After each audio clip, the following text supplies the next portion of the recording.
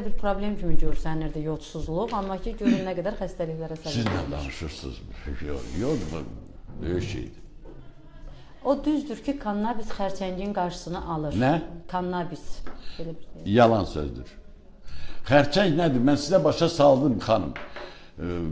Xərçəng odur ki, bu özündən maddə buraxır.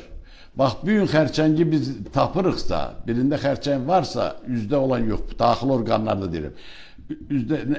Onun diaqnozunu indi qoyuruqsa, deməli bu adamda ən azı 6 il bundan qabaq əmələ gəlib, ya 9 il bundan qabaq, ya da 12 il, hüceyrədən asılı olaraq. 12 il bundan qabaq əmələ gəlmiş şeydir.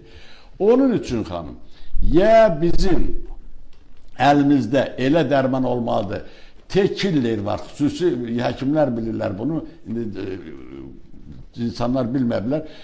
Limfositlərin bir növü var, tekillerlər. Onlar, reseptor var. Burada yad hüceyr olan kim onu öldürməlidir, yeməlidir, məhv etməlidir.